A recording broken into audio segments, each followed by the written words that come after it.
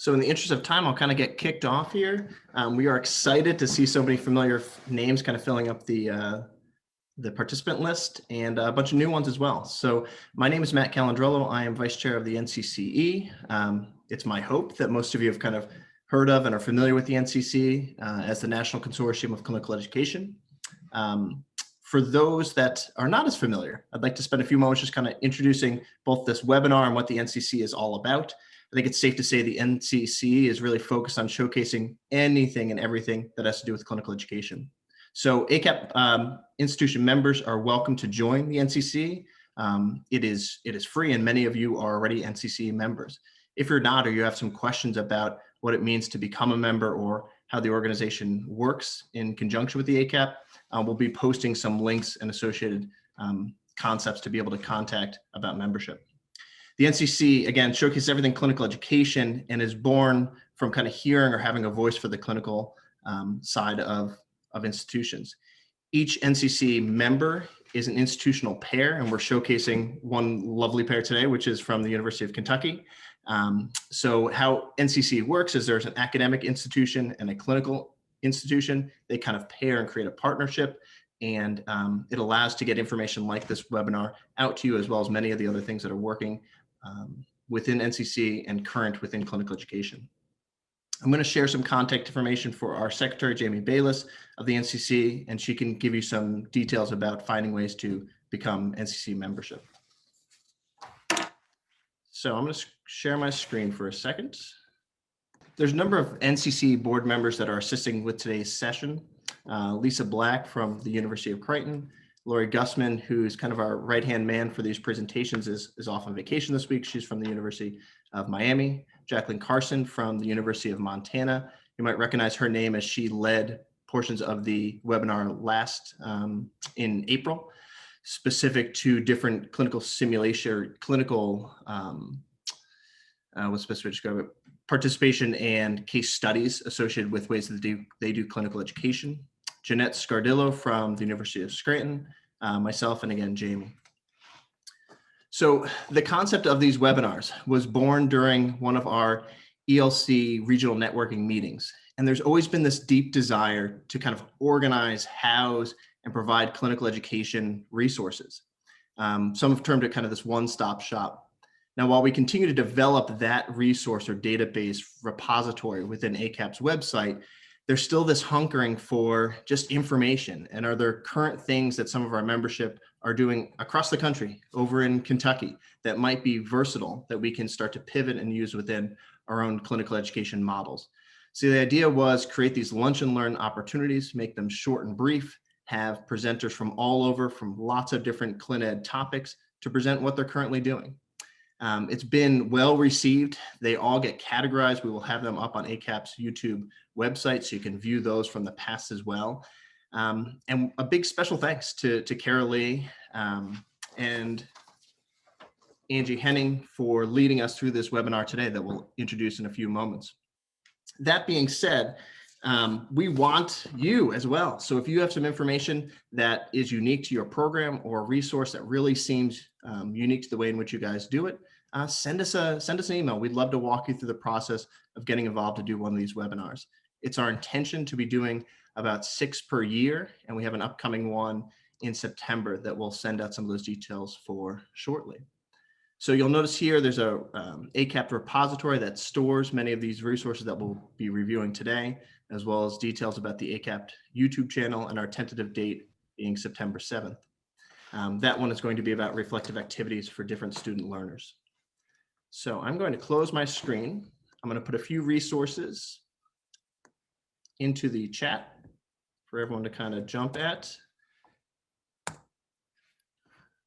This gives us contact information for Jamie, that being our secretary, myself, if you have any interest or ideas about sharing some of your clin ed resources, as well as the ACAPT repository and the ACAPT YouTube page. At the end, I will repost these. These have the survey as well. So a few rules of the road. We find that these go pretty quickly as we go through the webinar. So we ask that if you have a question in real time, just post it to the chat room. We have a number of members of the NCCE board that will help to summarize some of those questions and pose them to the presenters either at the end or when a little break makes sense. So without further ado, welcome Kara Lee and Angie Henning, faculty member at the University of Kentucky, that being Kara. She is a neurospecialist, and Angie Henning is a cardiopulmonology specialist from Chandler Hospital. And they're going to kind of showcase their combined resource for ICU simulation.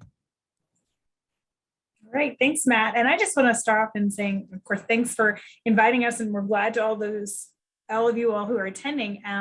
And just shout out, we're all doing things that are worthy of sharing. So even though you may feel like something you're doing is small, there's probably some piece that someone's going to take away and say, it's a big chunk for me. So hopefully you get at least a little something from our talk today, but know what you're doing. And I would like to say that Angie is our clinical partner from our university hospital here. We actually can see the tower of her hospital from my window. So it's great to be able to work that closely with people. So we kind of wanted to know who's with us here today. So if you don't mind putting in the chat what your all's roles are. So we're on the next slide, James. Matt and I have an inside joke going about that. Yeah, so what are your roles? We would love to know who's here with us. Right, so site coordinators, DCEs, ACCEs, CI, PT faculty. Oh, they're rolling through. A lot of PT faculty and PTA faculty, DCEs in here. A couple CIs, great. Well, thank you for taking the time to let us know. We want to just try to make sure we're reaching some admin. Thank you. All of our audience here. So if you have any particular aspects we're not hitting, let us know as we go along. So we did want to also, we're from the South, we wanted to welcome you. So Matt, next slide. And we are from the state of Kentucky, where there's a lot of stuff to enjoy, right? The Appalachian Mountains, a little bourbon, some horse racing, and Cumberland Falls are some of our things.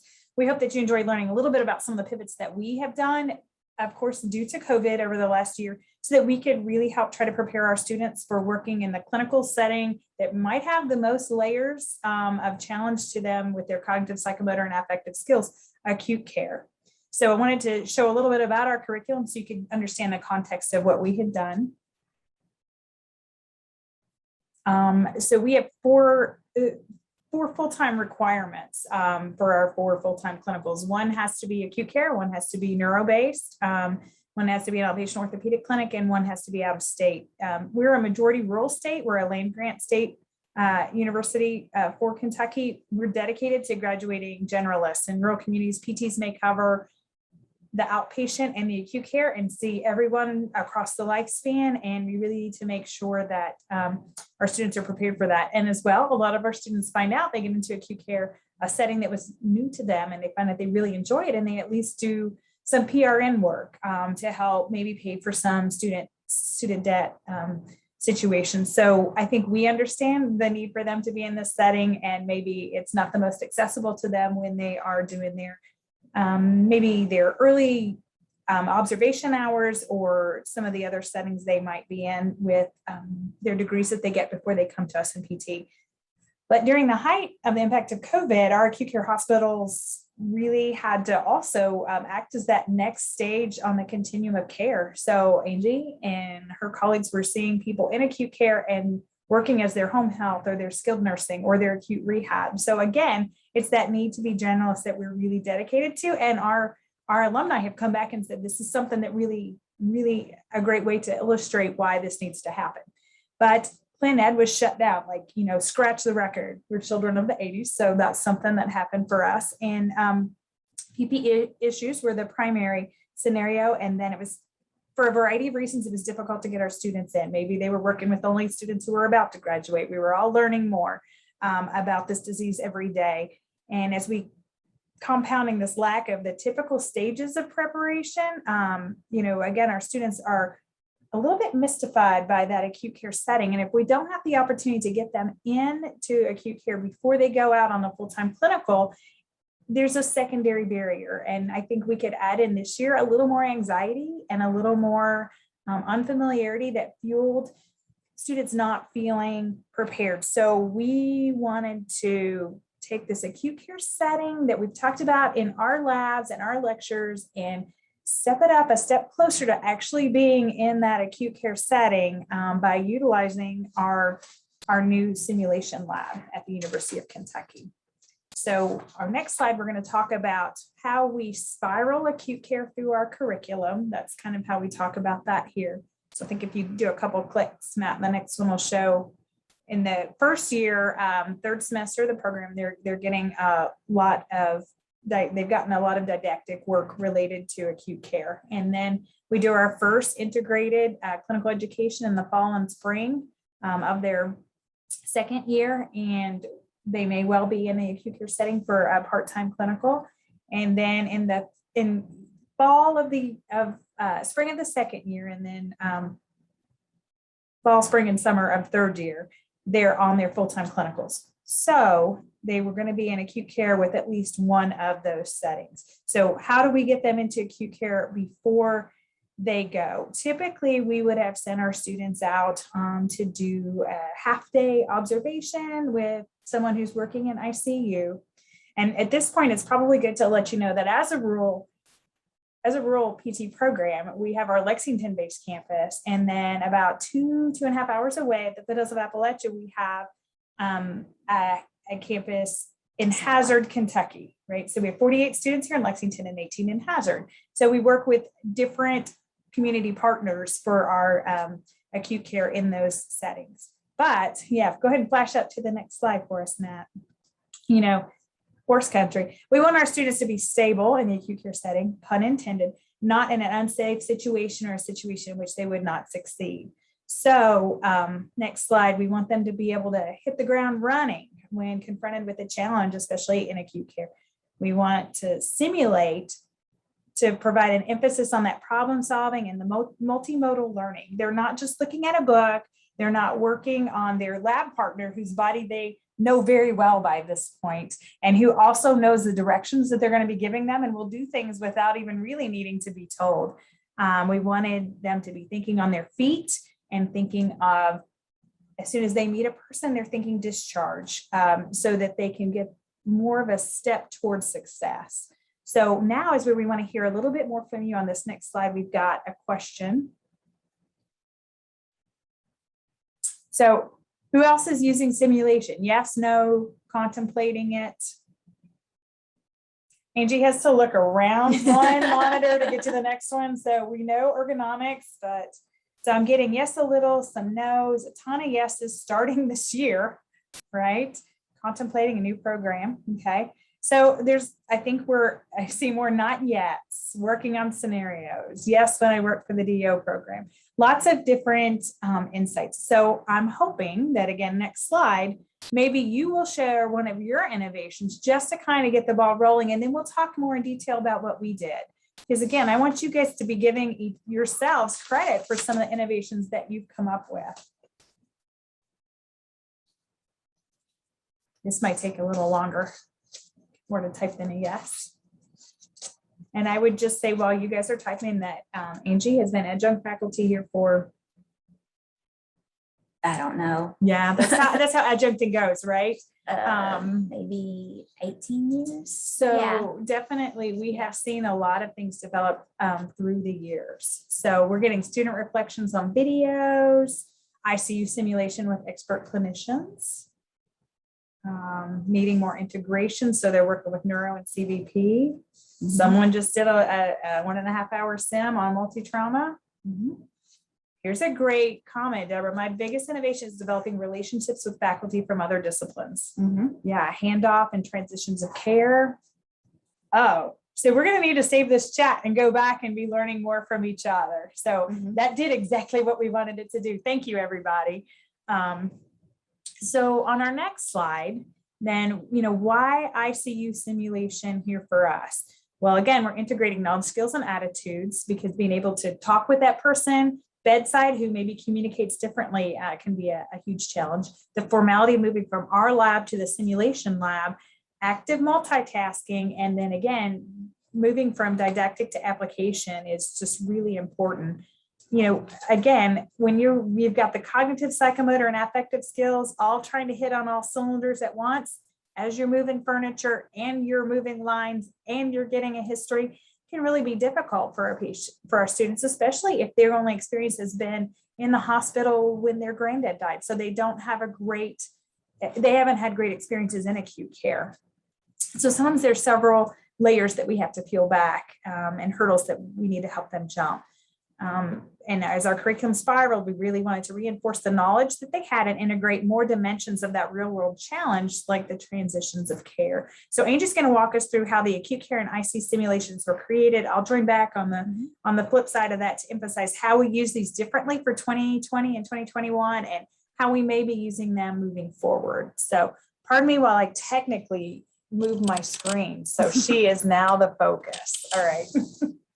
So like we said, why are we talking about using our simulation? Kara's already alluded to the fact that it's part of our spiraling curriculum and that we start different types of simulation throughout the curriculum in different years. And again, it allows for earlier, smaller groups that are simulation center specific so that, there's less pressure, there's more collaborative discussion regarding any of the issues or any of the questions that are being asked. And then later on, we can do larger groups that focus more on comprehensive skills and that higher level integration of the information and higher level execution that we're hoping to get further along in the curriculum. Next slide. And how exactly did we here at UK get to simulation? Well, even back in the days whenever I was in school, we did different types of simulation, but it was more along the lines, like we said earlier, of our students being our sample patients. And again, we are not very good. We know what's being asked, and so we can go ahead and sort of read off of each other. We don't get the full integration that we're wanting. I graduated in 2003. I was an outpatient therapist for almost 10 years. And then with changes in the healthcare environment, made us switch to acute care. But I can say, probably like many of our students, whenever I was first in school, I never, ever, ever imagined ever that I would work in acute care, much less become a cardiovascular and pulmonary specialist. So I feel very strongly about our students being made to feel comfortable and about an integration of all aspects of care. Like we said, that here at UK, that we treat patients as if they're a home health patient, whatever their needs are when they're in the hospital, that's what we try to work with them, because they may be there with us for days or they may be there with us for months. So we're really trying to stress the importance of that critical thinking and that aspect of things to our students too. But because we were really strongly focused on an outpatient type curriculum, it seems like whenever I was in school, many of my colleagues who actually were in my same class have started working at the health hospital across the street. And as more of us were involved in clinical education and more of us were involved in being adjunct faculty, helping to teach lectures and labs, it became apparent that we had, especially with ICU focus for physical therapy, more and more therapists working in the ICU, that we had a lot that we could bring to the table for the acute care aspect of the program. So we started having more and more acute care content sprinkled in at different points into the foundational skills, into the cardiovascular section, more patient handling, more information about post-intensive care syndrome. It became more of a focus that we were sprinkling that in. We have the Lines and Tubes lecture and lab, where we are integrating information, videos, and pictures from across the street, showing therapists involved in mobilizing the patients with the highest acuity and with all the lines, showing that it is something that happens. And then the discussion that we're a critical part of the healthcare team and not just our own separate discipline that operates in a silo. With that, after our acute care lecture and lab, we would have an ICU observation. And that was typically a 1-hour observation with about a pair of students going over across the way to Chandler, and they would observe therapists interacting with patients. And so that interaction really was highlighting what modifications we might have to make based on different lines, what critical reasoning we would start to use for determining what interventions were appropriate given certain lines in certain medical situations. We had a mannequin that we called Airway Larry, and Airway Larry would oftentimes be taken from one campus to the other and then put into storage after this lab had been performed. But one of my co-lab instructors and I would have to reassemble all the lines and tubes on Airway Larry with every move that we made. So next slide, Matt. And so in about 2015, we made, we had 2 mannequins, and we were able to come up with and have a permanent acute care bedside, both at our facility, our satellite facility in Hazard, and here in our Lexington campus. We have in one corner of our labs, we have a permanent ICU model set up. We have, over the past several years, we've gotten more and more equipment, lines, tubes, ventilators that were going to be sent to storage. Those have been given to us from Chandler, and we are able to have Larry set up in both facilities with his lines and tubes year round, some materials and charts that are there to help cue the students. So it's there for problem solving with the lines and tubes lecture. It stays up year round so that during the cardiovascular and pulmonary section, students can come in and review Larry again. We also in both sites have a computer set up that has a heart rate and rhythm program so that the students can look at that program and see what an EKG looks like with different rates, different rhythms, speed it up, slow it down. So they can again start developing that critical thinking aspect of things with that. So then that's something that then the students, when they get ready to go out to their long-term clinical experiences, they can again go in and review the permanent bedside just to make themselves re-identified with the different lines and tubes so that they're thinking a little bit before they go out on their clinical. We fast forward to March of 2020, and we had about half of our first year, second year students who were able to go on our 1 hour observation. And then March 20th, everything sort of shut down, right? So we had about 10 or 15 of those 50 students or more who weren't able to complete our 1 hour observation. Our grand plan had been that we would make that up in the summer. Months became longer months to half a year, and we weren't able to make that up. We started planning in November of 2020 for spring of 2021, trying to get permission for that 1 hour observation again from the hospital. But because of limitations in PPE, risk of exposure, we weren't able to get approval for 50 individuals to come into our ICUs at that point in time as Kentucky was experiencing their surge. So we started thinking kind of out of the box and trying to use what other resources we have. And about 2 years prior to this, our hospital had a new state-of-the-art simulation lab that was open, and we just really hadn't had the opportunity to be able to integrate that into the PT program as of yet. You'll see a picture earlier where a year or two ago, I was involved with our ECMO program in teaching some of our clinical affiliates some lab skills for mobilizing patients on ECMO. And so I had that opportunity and just saw what a great experience it was and how people who didn't normally interact with patients in that way were able to develop a deeper appreciation. So, so we thought it's a great opportunity for us to integrate our simulation lab into the curriculum. So next slide. So we had the sim lab, and myself, the lecture leader, Dr. Kelly, and then Kirby Mayer, who many of y'all may know, who is doing a lot in research and acute care. The three of us met with some simulation lab employees by Zoom, and we're able to see and tell them what our goal would be if we were to create a sim lab program for acute care to replace this observation.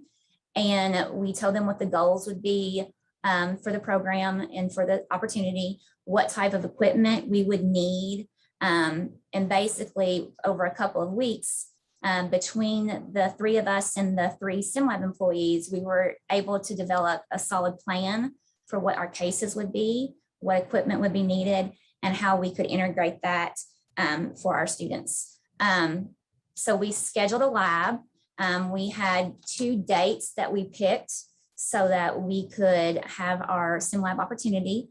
Then, because we were still following COVID rules, and there's only so much room you have, we had to decide, what would the size of our labs be? We were starting to relax a little bit, so restrictions. So we were able to have, at most, we had a big room. Obviously, everyone was in full PPE, was in their mask the whole time. They used hand sanitizer, they used their gloves. And then we had the size of the groups limited to 5 students plus myself. And we had an actor from the medical school campus who actually had healthcare experience as well. So that was really good. My group, the actor was a retired acupuncturist. So she had a little bit of understanding than the standard actor that might be used and sample patient would be used, so that she knew some of the things that we would want based on different scenarios, if blood pressure was dropping, if someone was starting to feel dizzy.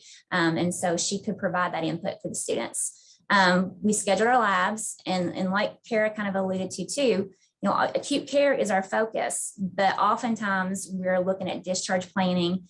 And so that involves integration of other settings, looking at what a patient who goes to acute rehab from the hospital might look like. And then we even had discussions that during COVID, a lot of our facilities either weren't accepting patients or that they were having to stay in the hospital longer because those facilities were full and they had a longer waiting line to get in. So we really started having discussions about what that would mean. And then the discussions again about, people's, their prior level of function. And so what we really wanted to be able to do to get patients back to their quality of life and what they were doing before they were in the hospital. Next slide. So this is half of one of the charts that we sent to the simulation lab employees. Again, just detailing sample timeframes, general description of what the experience would be, what rooms we would use in the simulation lab, the type of equipment that we would need from them, what things might be provided by the simulation lab versus supplies and equipment that our PT program would have from our own lab opportunities. And again, the size of those student groups. Next slide. So, how did our sim lab work? So like we said, we had the simulated patient that was an actor from our medical college, and there was a cost involved for those simulated patients. I'm not sure exactly of what it was, but we did have that cost that was involved for paying for the time of our simulated patient. Each of the student groups, are initially, whenever we went into it, our assumption would be that they would assign roles. Maybe one person might be a tech, one person might be a chart reviewer, one person might be doing dictation for some of the follow-up that they had after the assignment. But you can go back, but it ends up that the students ended up at different points of the opportunity.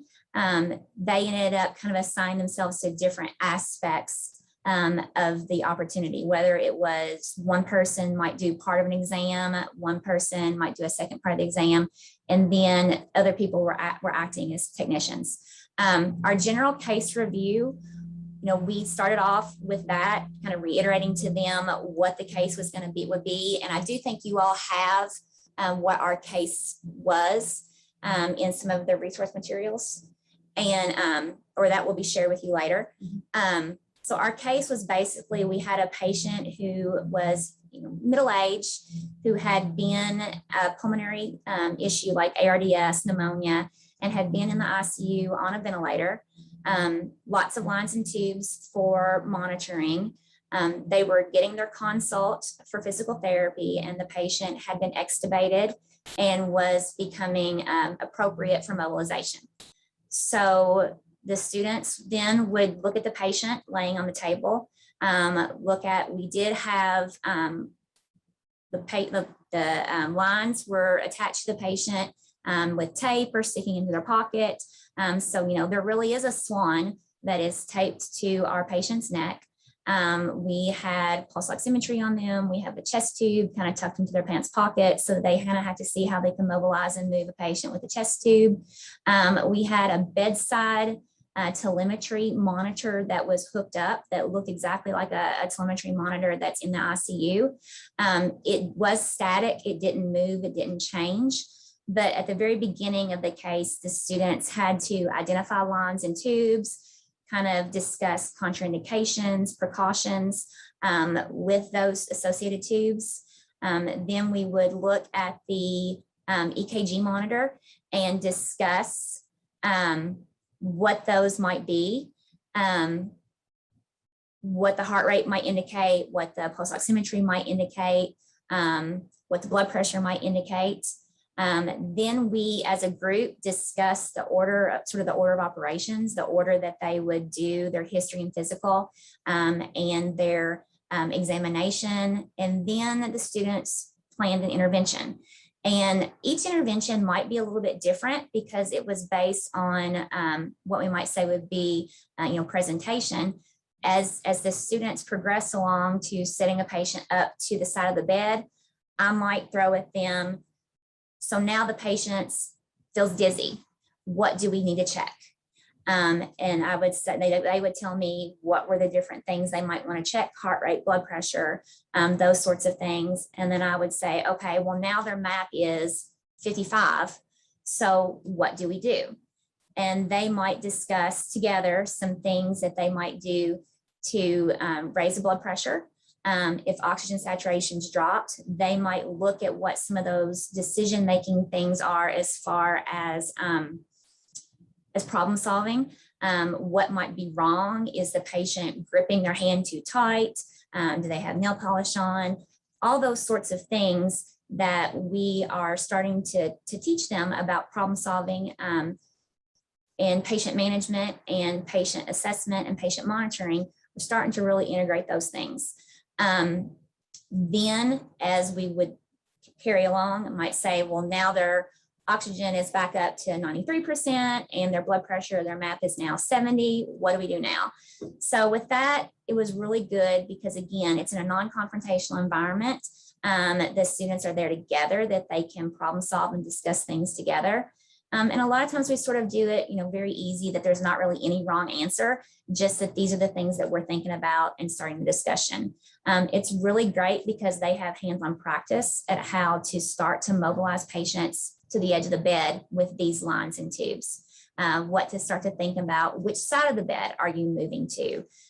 If we're going to do a transfer, what else do we need? Do we need other monitors? And yes, there's a question in the chat that this is more, we are guiding them through things, through the case in real time as we're doing the opportunity.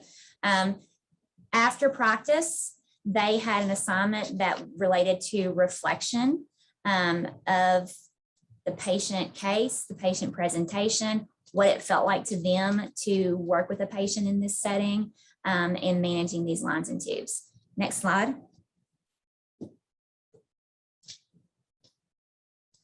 So as far as the student preparation and how it works, they had the case and then they were going to review all of the different things that we've already covered in our curriculum, didactic curriculum to this point.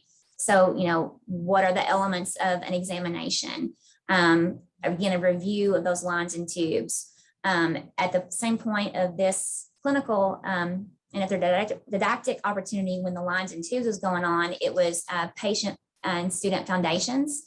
So, beginning patient handling, safe patient handling, how to do transfers, how to appropriately monitor vital signs, manual muscle testing, and then starting to develop an intervention plan.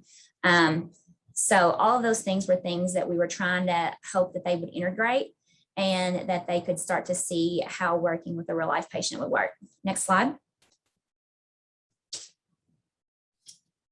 And these are just a few videos that were taken of us in action. So we'll just let you kind of look at those first.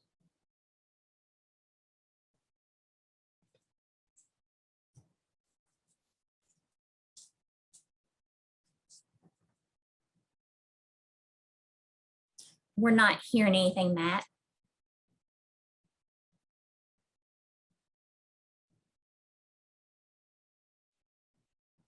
You may need, yeah. Yeah, let me try this again for you. You're seeing the video there? Yes. It's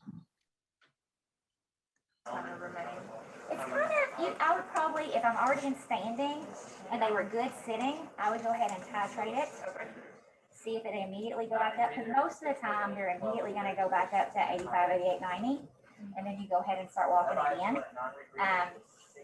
If they go down again, there's usually should be some type of like a set parameter, titrate to 85. It might be up to like a non-regular mask or up to 6 liters or something like that in there. And if you get maxed out. So that video, the students I had thrown at them. So if the patient's saturations drop to 85, what do you do?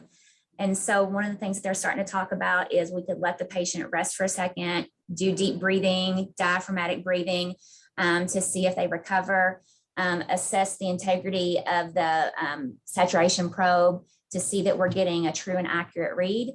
And then the students were then asking, so what if they don't move and they don't improve? Do we turn oxygen up? And so one of the things that we discuss is our oxygen, the white paper related to therapist ability to titrate oxygen and what the recommendations are for that. So again, we're discussing with them and again, integrating real life, what that would look like and that the need for an order to be able to titrate oxygen and kind of best practice what that should look like. Next video.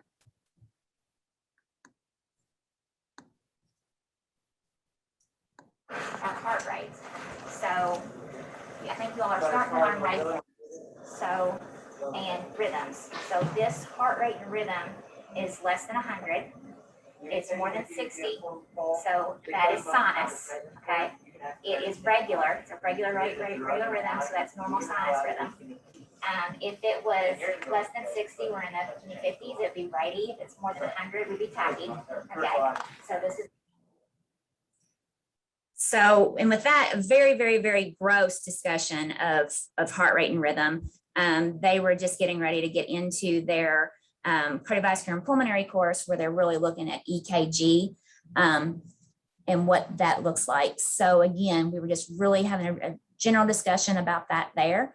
You would see that we did have on the IV pole that we had a PICC line, we had an arterial line, we had oxygen hooked up to a flow meter on the wall behind the bed. So all of those were real life lines and tubes, again, trying to integrate that aspect of things and having the students start to look at those, know how to manage the IV pole again. Next slide.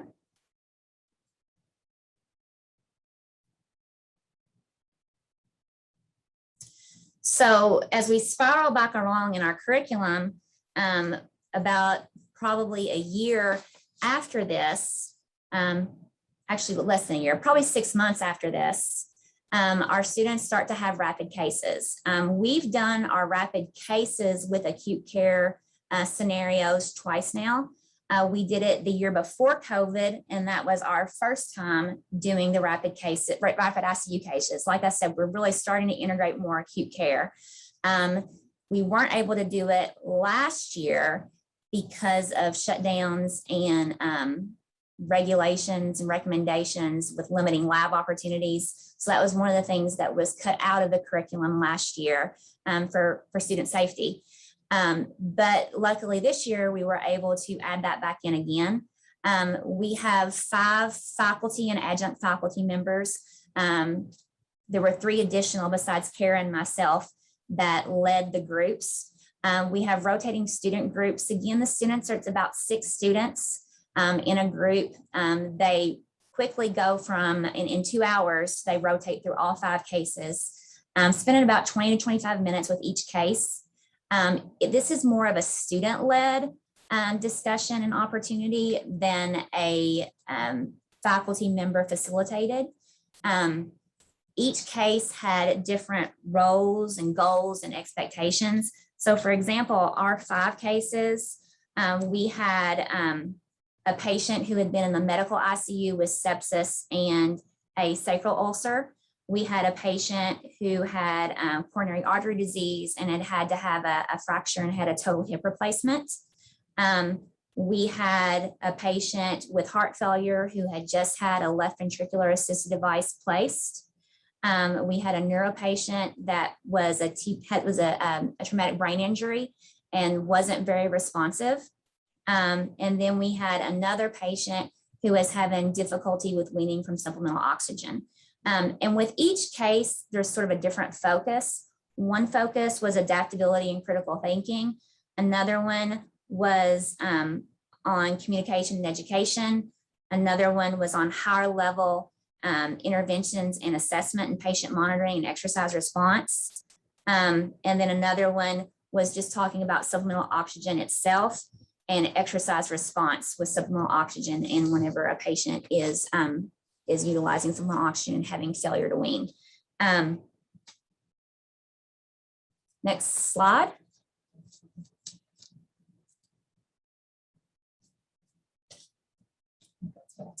Okay. So we did grab some pictures of some of our simulations this year, which is a little fun. And, you know, we put a little tagline of whose line is it anyway to inject some humor. We got to see as faculty how our students handling the cognitive load and the that's needed for acute care, the psychomotor skills of those lines and tubes that we were simulating. We actually even had a catheter bag that was leaking, a Foley cath bag that was leaking in my area, which is absolutely the way life truly happens. So how do you not slip? We didn't intend for that to happen, but and it was just water, but it was really real life. We worked with people who were very dependent with some of these, as in this lower right-hand slide, like at 4:30, addressing effective issues of talking with the spouse potentially. Screen problems here. And people who were post-cardiac procedures, people with altered alertness status, so that the students were really having to simulate that. And we also got to see the acting chops that some of our students have that were actually quite good. So that helped. It actually challenged some of their fellow classmates were surprised at the fact that this person they know so well all of a sudden became somebody else that maybe they had seen on a former clinical or that they had seen in some other scenario. So what the feedback that our students gave us on the next slide. Oh, I don't know where this one came from, but go for it. So we had one more. How much work is it for me? So just thinking about what you have to do for preparing for simulation for this. And there's a difference between the faculty simulation and then the adjunct faculty and clinical educators. So with our acute care faculty, it's just like any other lab goes, as far as to sometimes having to do setup and pre-plan and collaborate with sim lab leaders. I feel like once you get it started and once you know what you need and it's in place, you then have an easy template for the next time. And I can say that I think that is true because we live in Kentucky and we had a really big snow year this year. So our second sim lab that was supposed to be for our students from Hazard, we had 3 feet of snow. So, and had been snowing all week. So it wasn't safe for our students from Hazard to come to Lexington, that 2.5-hour drive. So we actually postponed that simulation lab for, gosh, probably about 3 months or so. And we actually had that this summer where they did their sim lab makeup. And so setting that up that second time was so much easier than the first time. Again, the sim lab employees, they already knew what we wanted. Kirby and I knew what we wanted, what we had, what we needed to do. And I also think the first time you do it, you maybe over prepare and try to bring everything under the sun into the room when sometimes you don't need to do that. So sometimes less is more and gets the job done. So after that first time, you realize that and realize what you really do need and what you don't need, what you can cut out. Lots of collaboration obviously is required. We had a lot of communication back and forth between, especially in the rapid cases, from the lab leader, the instructor leader, regarding, like I said, what the cases were going to be, what the goals were, what we wanted the students to get out of them as far as them doing some intervention, some assessment, some education, and then the focus of what we're really, our goal for each little case was. Like we talked about, whether it was critical thinking, whether it was communication, or whether it was that higher level intervention and monitoring. Okay. Next slide. So we then kind of look at our simulation and just kind of assess it, because if you just do something and don't assess it, what good is it? So we kind of want to think of it, what has been gained, what was a pro, what was a con, what's missing.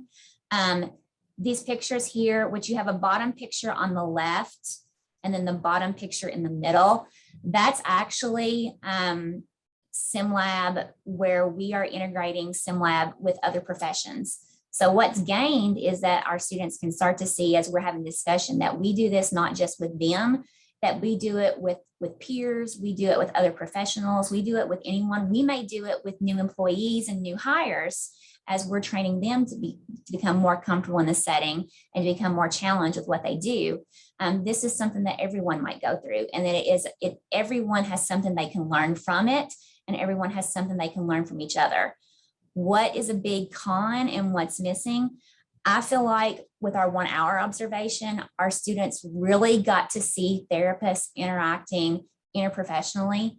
So with nurses, with physicians, and that might be a piece that's missed in the SimLab.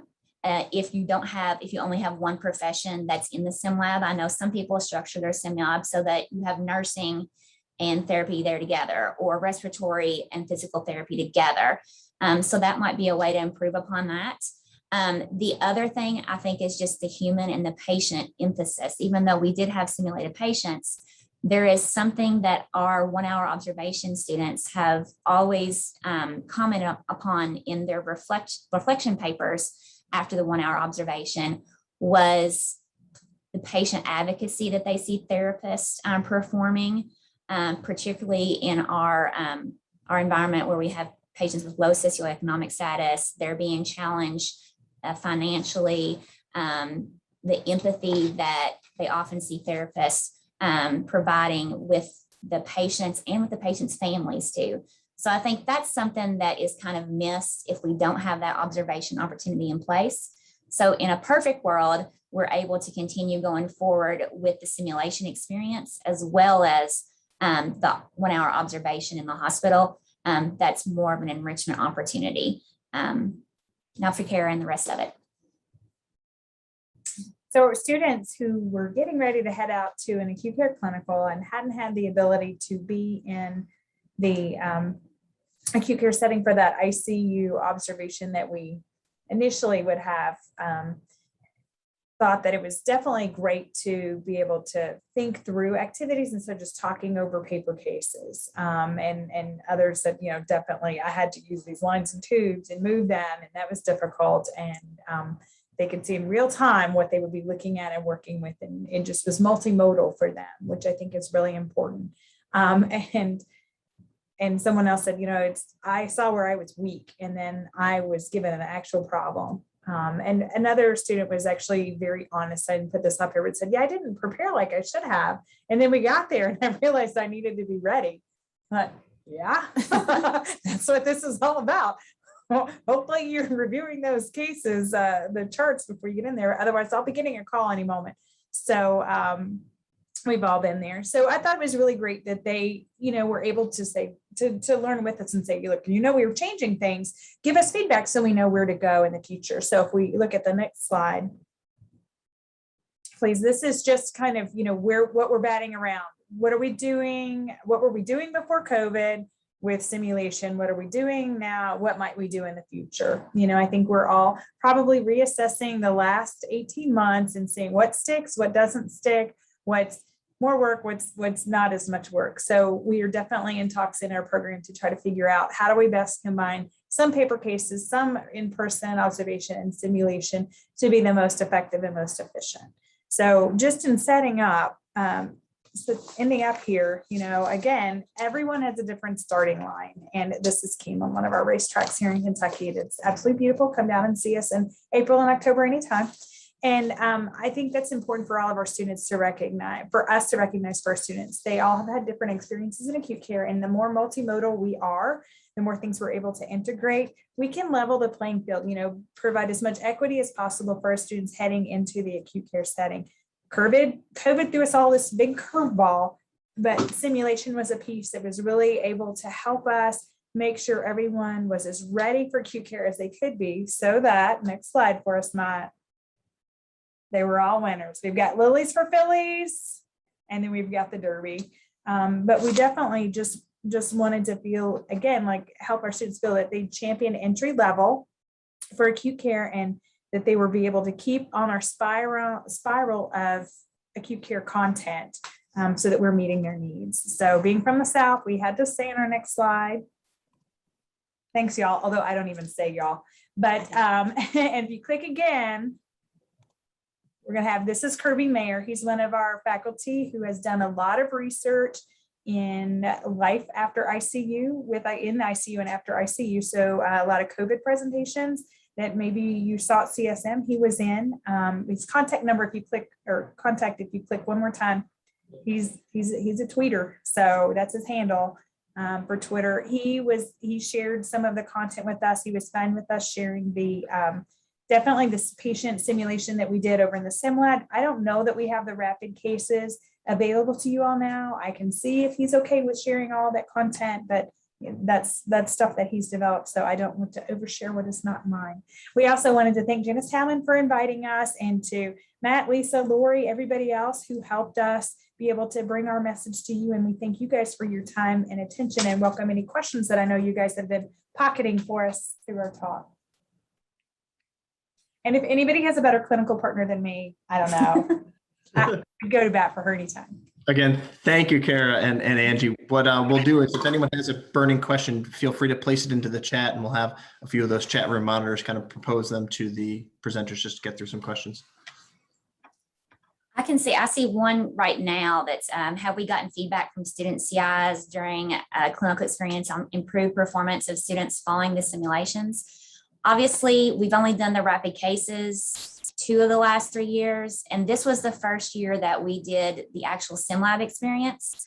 But I can say over the past couple of years, with more acute care content and with, I almost want to say we've had more therapists involved in our ICU observation, the shadowing. And so students have kind of been able to see the depth and breadth of what an ICU therapist is, that it's not just a cardiac ICU, it might be a neuro ICU, it might be a trauma ICU, and again, trying to see what we really do with those patients and what we can do with those patients. I do think that since they've seen more therapists involved in the ICU and in acute care, we have had more people develop an interest in acute care.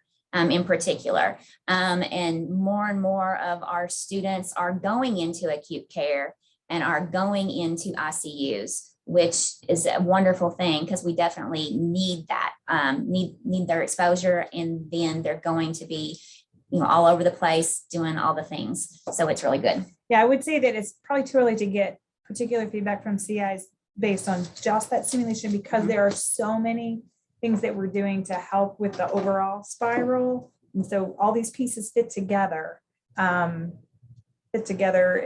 And I think it'll stabilize and we'll be able to see, but we've been seeing much more student interest. And typically our students do a very good job out on their acute care clinicals, knowing that, again, we're in a state where they might be in a level 1 trauma center. They might be in a very rural community hospital, and they're going to see very different types of patients. And we try to do a lot of education with our students to help make sure that match is great. And I'm seeing a lot of activity in the chat with opportunities for DIY simulations, and aren't we masters of it all? Who else walks into a dollar store and says, I know what I can do with that? Because if you've ever done home health, you never enter a room without saying, look what we can do in here.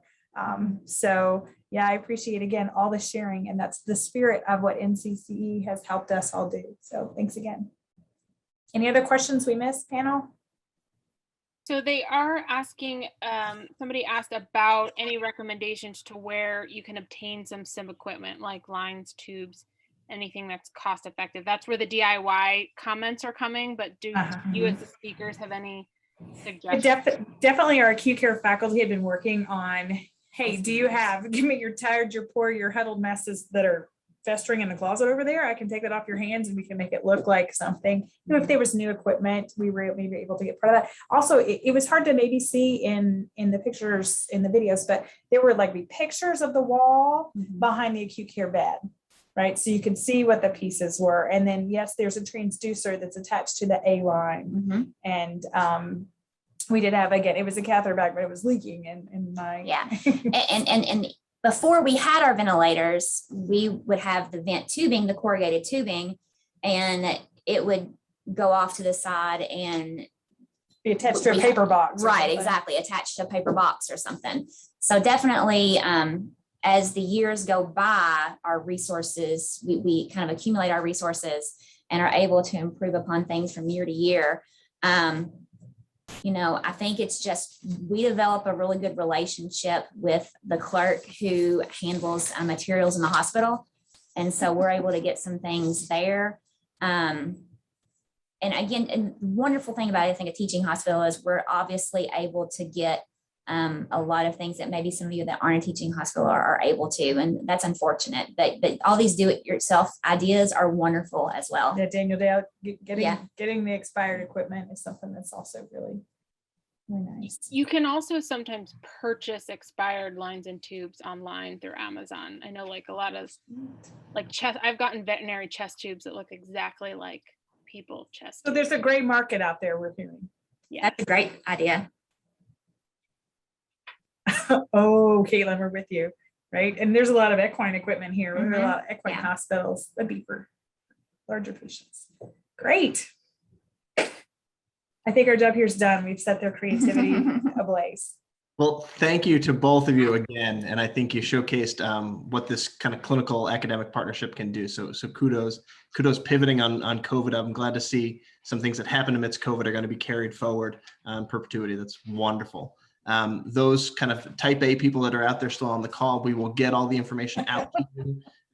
We will do on the posting on that resource website that I shared the link for ACAPT. We'll have the case description. We'll have this video and slide set kind of captured on it, as well as there was a couple of questions about some of the literature that you guys mentioned throughout the presentation. We will tap into you guys and get some of those resources linked. Yeah, I think somebody put the white paper out there. So well, the CPG from the APTA, but I can send you guys the white paper itself.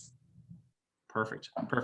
And again, just dump back into the chat some of those resource kind of connecting points for those that are interested. And we look forward to seeing everyone upcoming in July. Be sure to stay posted on your NCCE kind of happenings email, as well as from ACAPT. And thank you so much, guys. This was wonderful. Thanks so much, everybody. Pleasure.